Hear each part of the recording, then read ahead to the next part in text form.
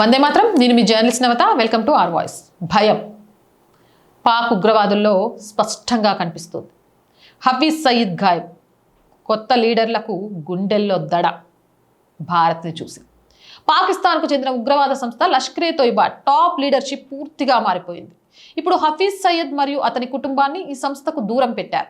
అంతేకాదు, దీని హెడ్ క్వార్టర్స్ను కూడా మురిస్కే నుంచి కసూర్ ప్రాంతానికి మార్చేశారు. ఇక లష్కరే తోయిబా టాప్ లీడర్షిప్లో కొందరు ఆపరేషన్ సింధూర్లో ఖతమైపోగా మరికొందరిని అజ్ఞాత వ్యక్తులు ఏరిపారేశారు. హఫీజ్ కుటుంబం భయంతో తన పొదల్లోకి బయటికి రాకుండా భయపడుతోంది. అసలు బయటికి రావడానికే సిద్ధంగా లేదు.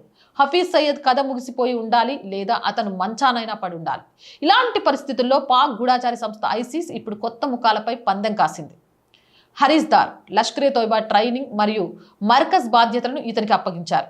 రానా మహమ్మద్ అబ్షక్ ఇతను ఆపరేషన్ కమాండ్ను చూసుకుంటాడు. ఇతను ఖైబర్ పఖ్తుంఖ్వాలో కూర్చొని తన ప్లాన్లను నడిపిస్తాడు. అంటే లష్కరే తోయిబా కొత్త నాయకులు ఇప్పుడు భారత సరిహద్దుకు చాలా దూరంలో ఉండి పనిచేస్తారన్నమాట.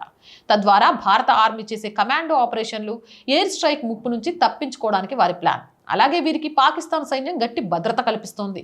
తద్వారా ఈ అజ్ఞాత వ్యక్తులు వచ్చి తమ గుండెల్లోకి బుల్లెట్ దించకుండా కాపాడుకోవాలని చూస్తున్నారు.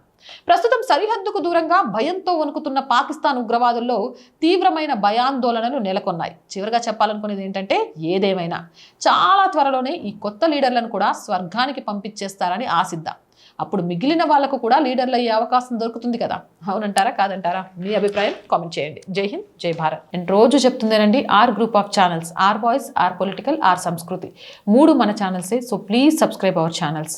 కంటెంట్ బాగుంది అనిపిస్తే లైక్ చేయండి, షేర్ చేయండి, అలాగే మీ అభిప్రాయాన్ని కామెంట్ చేయండి. అండ్ ఆర్థికంగా ఆర్ వాయిస్కి మీ చేయూత చాలా అవసరం. First week salaries, rent, maintenance ఇలా చాలా ఉన్నాయి.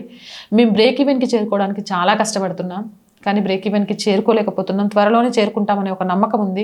అప్పటిదాకా మాత్రం ఈ ఛానల్ని ముందుండి ఆర్థికంగా నడిపించాల్సిన బాధ్యత మీదే. మీరున్నారు కాబట్టి ఈ ఛానల్ నడుస్తుంది. అలానే నడిపిస్తారు అని ఆశిస్తున్నాను. ఆర్థికంగా సపోర్ట్ చేస్తూ ఈ ఛానల్ని నిలబెడతారని కోరుకుంటున్నాను. ఆర్థికంగా సపోర్ట్ చేయాలి అనుకునేవారు సబ్స్క్రిప్షన్ పక్కనే జాయిన్ అనే బటన్ ఉంది. 1 to 5 లెవెల్స్ ఉన్నాయి. ఏదో ఒక లెవెల్లో సపోర్ట్ చేయండి. లేదా స్క్రీన్ మీద గూగుల్ పే, ఫోన్పే నెంబర్ ఇచ్చాము, వాటి ద్వారా సపోర్ట్ చేయొచ్చు. లేదా అకౌంట్ డీటెయిల్స్ కూడా ఇచ్చాము, అకౌంట్ డీటెయిల్స్ ద్వారా కూడా ఆర్థికంగా మాకు సపోర్ట్ చేయొచ్చు. అండ్ వ్యాపార ప్రకటనల ద్వారా కూడా మాకు అండగా నిలవచ్చు. 8328 500 576 నెంబర్కి కాల్ చేయండి. జై హింద్, జై భారత్.